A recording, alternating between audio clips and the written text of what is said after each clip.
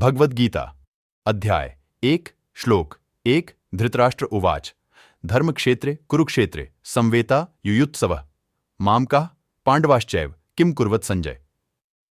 अनुवाद बीजी 1.1 धृतराष्ट्र ने कहा, हे संजय, कुरुक्षेत्र के पवित्र मैदान पर एकत्रित होने और लड़ने की इच्छा के बाद मेरे पुत्रों और पांडु के पुत्रों ने क्या किया? टीका, दोनों सेनाएं अपरिहार्य युद्ध लड़ने के लिए पूरी तरह से तैयार होकर कुरुक्षेत्र के युद्ध के मैदान में एकत्र हुई थीं। फिर भी इस श्लोक में राजा धृतराष्ट्र ने संजय से पूछा कि उनके पुत्र और उनके भाई पांडु के पुत्र युद्ध के मैदान में क्या कर रहे थे। यह तो स्पष्ट था कि वे लड़ेंगे, फिर उसने ऐसा प्रश्न क्यों पूछा? अंधे राजा धृतराष्ट्र के अपने पुत्रों के प्रति प्रेम ने उनके आध्यात्मिक ज्ञान को धूमिल कर दिया था और उन्हें सदाचार के मार्ग से भटका दिया था। उसने उचित उत्तराधिकारियों से हस्तिनापुर का राज्य छीन लिया था। पांडव, उनके भाई पांडु के पुत्र, अपने भतीजों के प्रति किए गए अन्याय के लिए दोषी महसूस करते हुए उनकी अंतरात्मा ने उन्हें इस लड़ाई के परिणाम के बारे में चिंतित किया। धृतराष्ट्र द्वारा प्रयुक्त शब्द धर्म क्षेत्र, धर्म की भूमि, सदाचार उस दुविधा को दर्शाते हैं जिसका वह अनुभव कर रहे थे। अनुष्ठानों का विवरण देने वाली वैदिक पाठ्यपुस्तक शतपथ ब्राह्मण में कुरुक्षेत्र को कुरुक्षेत्रम देव यज्ञम के रूप में वर्णित किया गया है। इसका अर्थ है कुरुक्षेत्र दिव्य देवताओं का बलिदान क्षेत्र है, इसलिए इसे धर्म का पोषण करने वाली पवित्र भूमि माना जाता था। धृतराष्ट्र को डर था कि पवित्र भूमि उनके पुत्रों के दिमाग पर प्रभाव डाल सकती है। यदि इससे भेदभाव की भावना जागृत होती है तो वे अपने चचेरे भाइयों की हत्या करने से पीछे हट सकते हैं और युद्ध विराम पर बातचीत कर सकते हैं। शांतिपूर्ण समझौते का मतलब था कि पांडव उनके लिए बाधा बने रहेंगे। उन्हें इन संभावनाओं पर बहुत नाराजगी महसूस हुई। इसके बजाय उन्होंने यह पसंद किया कि यह युद्ध हो। वह युद्ध के परिणामों के बारे में अनिश्चित था, फिर भी वह अपने बेटों के भाग्य का निर्धारण करना चाहता था। अतः उन्होंने संजय से युद्धभूमि में दोनों सेनाओं की गतिविधियों के विषय में पूछा। भगवद गीता अध्याय 1 श्लोक 2 संजय उवाच दृष्ट्वा तु पांडवाणिकम दृश्यढम दुर्योधनस्तदा आचार्यमुपसंगम्य राजा वचनम ब्रवीत। अनुवाद बीजी। संजय ने कहा, पांडव सेना को सैन्य संरचना में खड़ा देखकर राजा दुर्योधन अपने शिक्षक द्रोणाचार्य के पास गए और निम्नलिखित शब्द बोले। टीका, संजय धृतराष्ट्र की चिंता को समझते थे, जो यह आश्वासन चाहते थे कि युद्ध होगा। संजय ने यह बताकर उनकी चिंता को दूर करने की कोशिश की कि पांडव सेना एक सैन्य संरचना में युद्ध के लिए तैयार खड़ी थी। फिर वह उन्हें यह बताने के लिए आगे बढ़े कि उनका पुत्र दुर्योधन युद्ध के मैदान में क्या कर रहा था। चूंकि राजा धृतराष्ट्र अंधे थे, इसलिए उनके सबसे बड़े पुत्र दुर्योधन ने वस्तुतः हस्तिनापुर राज्य पर शासन किया।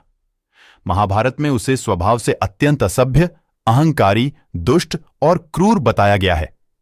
बचपन से ही उसके मन में पांडवों के प्रति सख्त नापसंदगी थी और वह उन्हें नीचा दिखाने का कोई मौका नहीं छोड़ता था। वह जानता था कि हस्तिनापुर के पूरे साम्राज्य पर बिना किसी चुनौती के शासन करने के लिए उसे उन्हें खत्म करना होगा।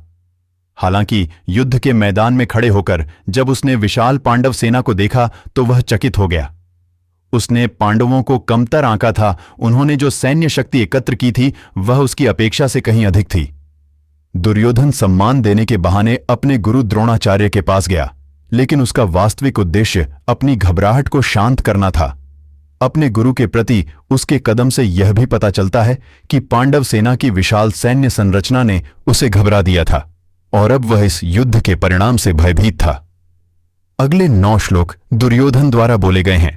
पश्यैतां पांडुपुत्राणामाचार्य महतीं चमूम व्यूधां द्रुपदपुत्रेण तव शिष्येण धीमता। अनुवाद बीजी। दुर्योधन ने कहा, आदरणीय गुरु, आपके ही प्रतिभाशाली शिष्य द्रुपद के पुत्र द्वारा युद्ध के लिए इतनी कुशलता से तैयार की गई पांडुपुत्रों की शक्तिशाली सेना को देखो। टीका, दुर्योधन ने द्रोणाचार्य से राजा ध्रुपद के पुत्र, उनके सेनापति धृष्टद्युम्न के नेतृत्व में पांडव सेना के कुशलतापूर्वक व्यवस्थित सैन्य दल को देखने के लिए कहा। वह भी द्रोणाचार्य के शिष्यों में से एक था। दुर्योधन अपने गुरु को अतीत में की गई गलती की याद दिला रहा था। कई वर्ष पहले द्रोणाचार्य ने पांडवों के साथ मिलकर राजा द्रुपद को युद्ध में हरा दिया था और उनका आधा राज्य छीन लिया था। अपनी हार का बदला लेने के लिए द्रुपद ने पुत्र प्राप्ति के लिए यज्ञ किया। उस यज्ञ अग्नि से धृष्टद्युम्न का जन्म हुआ था। उसे वरदान था कि वह भविष्य में द्रोणाचार्य को मार डालेगा। द्रोणाचार्य को जानकारी होने पर भी जब उनसे धृष्टद्युम्न के सैन्य प्रशिक्षण के लिए संपर्क किया गया तो उन्होंने बहुत विनम्रतापूर्वक स्वीकार कर लिया और अपना सारा ज्ञान निष्पक्ष रूप से अपने शिष्य को प्रदान किया। दुर्योधन द्रोणाचार्य को याद दिला रहा था कि भले ही धृष्टद्युम्न उसका शिष्य था, लेकिन वह द्रुपद का पुत्र भी था जिसे उसे मारने का वरदान प्राप्त था। वह यह सुनिश्चित करना चाहता था कि अतीत की तरह द्रोणाचार्य अब अपने शिष्यों के प्रति उदार न बने, क्योंकि वे युद्ध के मैदान में थे। अत्र शूर महेश्वासा भीमार्जुन सम युद्ध युयुद्धानो विराटश्च द्रुपादश्च महारथ धृष्टकेतुश्च चेकितनः काशीराजश्च वीर्यवाण पुरुजित कुन्तिभोजश्च शैब्याश्च नारा पुंगवः युद्धामन्युश्च विक्रांत उत्तमौजश्च वीर्यवान सौभद्रो द्रौपदेयश्च सर्व एव महारथ। अनुवाद बीजी। देखिए, उनकी सेना में युयुद्धान, विराट और द्रुपद जैसे कई शक्तिशाली योद्धा हैं जो शक्तिशाली धनुष रखते हैं और सैन्य कौशल में भीम और अर्जुन के बराबर हैं। धृष्टकेतु, चेकितान, काशी के वीर राजा, पुरुजित, कुंतीभोज और शैब्य जैसे निपुण नायक भी हैं, सभी सर्वश्रेष्ठ पुरुष। उनके समूह में साहसी युद्धामन्यु, वीर उत्तमौजा, सुभद्रा के पुत्र और द्रौपदी के पुत्र भी हैं, जो सभी महान योद्धा प्रमुख हैं। टीका। अपनी चिंता के कारण दुर्योधन को पांडव सेना अपनी वास्तविक सेना से कहीं अधिक बड़ी लगने लगी। उन्होंने कभी नहीं सोचा था कि उनके विरोधी ऐसी सैन्य कौशल वाले योद्धाओं की एक सेना जुटा लेंगे जो युद्ध में दुर्जय होंगी। आसन्न विपत्ति के डर से उसने पांडव पक्ष में एकत्र हुए सभी महारथियों, ऐसे योद्धा जो ताकत में 10,000 सामान्य योद्धाओं के बराबर थे, के नाम गिनना शुरू कर दिया। वे सभी असाधारण नायक और महान सैन्य कमांडर थे जो वीरता में उनके चचेरे भाई अर्जुन और भीम के बराबर थे।